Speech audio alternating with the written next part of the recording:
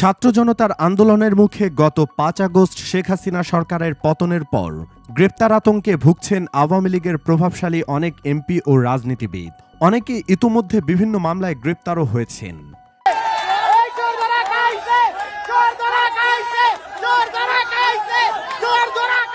এমন অবস্থায় আত্মগোপনে থাকা প্রভাবশালী এমপি ও রাজনীতিকরা ৫ থেকে ১০ লাখ টাকার বিনিময়ে সীমান্ত দিয়ে প্রবেশ করছেন ভারতে। ভারতীয় সংবাদ মাধ্যম আনন্দবাজার এক প্রতিবেদনে জানিয়েছে, টাকার বিনিময়ে ভারতে নিরাপদ আশ্রয় নিশ্চিত করছেন অনেক প্রভাবশালী বাংলাদেশি। আপনি কত টাকা কন্ট্যাক্টে আসছেন? আমি 15,000 টাকা ওদের বলছিলাম, কিন্তু পরে দুই ছেলে আমার মাইরা ধইরা। প্রতিবেদনে বলা হয়, বাংলাদেশের মেহেরপুর জেলার কাশারিবাজার থেকে একজন এমপি ফোন করেন পশ্চিমবঙ্গের সীমান্তবর্তী কাথুলিবাজার এলাকার একটি বাড়িতে। দেশের অস্থিতিশীল পরিস্থিতিতে স্ত্রী ও ৪ সন্তানকে নিয়ে কিছুদিনের জন্য দেশ ছেড়ে ভারতে নিরাপদ আশ্রয় চান তিনি। ফোন করার কিছুক্ষণ পর কাথুলিবাজার থেকে ফোন আসে নদিয়ার করিমপুর ২ ব্লকের রাউতবাটি গ্রামে। এতে ফোনের দুই প্রান্তের ব্যক্তির মাঝে প্রায় ৫ মিনিট আলোচনা হয়।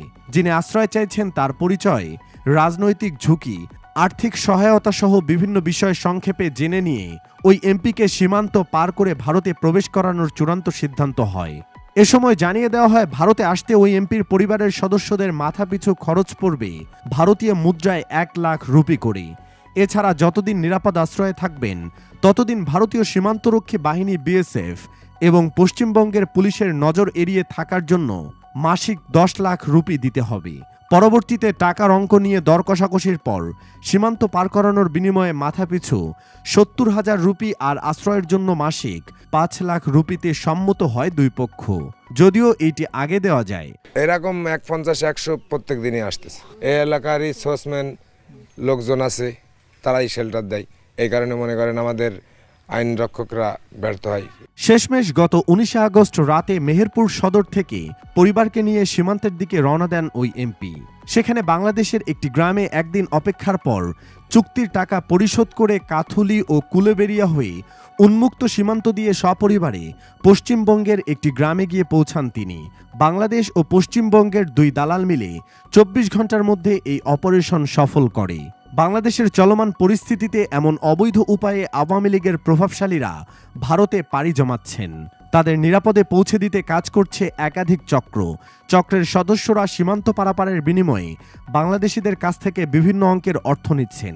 যারা ভারতে গিয়ে বেশি দিন থাকছেন না, তারা পারাপার ও আশ্রয়ের জন্য খরচ করছেন ২,০০০ টাকার মতো, আর বেশি দিন থাকার জন্য দিতে হচ্ছে ২ লাখ টাকা করে। সংশ্লিষ্ট ব্যক্তির আর্থিক সঙ্গতি এবং সামাজিক পরিচিতি বুঝেই টাকার পরিমাণ নির্ধারণ করে দালাল চক্রের সদস্যরা। বিতর্কিত বিচারপতি মানিকও এমনই এক দালাল চক্রের মাধ্যমে ভারতে পালাতে গিয়ে প্রতারণার শিকার হন এবং পরবর্তীতে ধরা পড়েন। তোমাদের পয়সা দিয়ে দিবে। আচ্ছা, ঠিক আছে। ও পয়সা আমি দেবো, আমার ভাই বোন দেবে, আমি দেবো। ফালতু লোক ২ টাকা এগো না। ফালতু লোক, আমি এই দেশে এত কষ্ট করে এসে কি বাংলাদেশে ফেরত যাওয়ার জন্য? জি না, জি না। জানে না। এই চক্রের বিষয়ে ভারতের সীমান্তরক্ষী বাহিনী বিএসএফও অবগত রয়েছে। ইতিমধ্যে এই চক্রের সাথে জড়িত কয়েকজনকে গ্রেফতার করেছে তারা। কাথুলিবাজার এলাকার এক ব্যবসায়ী জানান, তারা সীমান্তবর্তী এলাকায় হাতের তালুর মতো চেনেন। কোথায় কাঁটাতার আছে, কোথায় নেই, সব মুখস্থ। কোথায় পাচারকারী কাঁটাতার কেটে রেখেছে সেটাও জানেন তারা। এ বর্ষায় ভৈরব নদী টইটম্বুর, নদী পুরো খোলা। বাংলাদেশ থেকে যারা ভারতে যেতে চাইছেন তাদেরকে এই সুযোগে সীমান্ত পার করিয়ে দিচ্ছেন তারা। বাকি দায়িত্ব ওপারের দালালদের। সীমান্ত পারাপার ও ভারতে প্রবেশের সুযোগ করে দেওয়ার জন্য কী পরিমাণ অর্থ নেওয়া হচ্ছে জানতে চাইলে তিনি জানান, ঝুঁকি দুপক্ষেরই রয়েছে, তাই টাকার ভাগাভাগিও সমান সমান। পশ্চিমবঙ্গের পাচার চক্রের এক সদস্য জানান, কাঁটাতার পার হয়ে তাদের চাষের জমি আছে, সে সুবাদে রোজ যাতায়াত করেন তারা।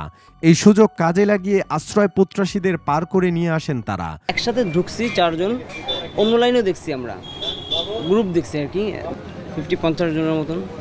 তবে আশ্রয় দেওয়ার দায়িত্ব আমাদের নয়, সেটা দেখে অন্য লোক। বিএসএফ ও পুলিশের নজর এড়ানোর বিষয়ে তিনি বলেন, বিএসএফ এখন খুব সজাগ, সেটা ঠিক, তবে গ্রামের সকলের সঙ্গে সুসম্পর্ক, তাই কাউকে আশ্রয় দিয়েছি জানলেও কেউ মুখ খুলবে না। গণ আন্দোলনে দেশ থেকে পালিয়ে যাওয়া স্বৈরাচার হাসিনার রাজনৈতিক দল আওয়ামী লীগের সমর্থকরা এখন দেশের আন্দোলনকারী ও আইনশৃঙ্খলা বাহিনীর নজরে রয়েছেন। শেখ হাসিনার আমলের অনেক প্রভাবশালীর বিরুদ্ধে গ্রেপ্তারি পরোয়ানাও জারি হয়েছে। সীমান্ত এলাকায় লুক আউট নোটিশ দিয়েছে বাংলাদেশ প্রশাসন।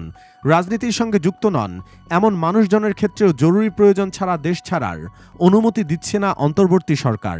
এমন পরিস্থিতিতে আওয়ামী প্রভাবশালীদের বৈধ বা অবৈধ উপায়ে আশ্রয় দিয়ে ভারতে দুই দেশের সংকটাপন্ন কূটনৈতিক সম্পর্ক আরও জটিল করে ফেলছে বলে অভিমত সংশ্লিষ্টদের।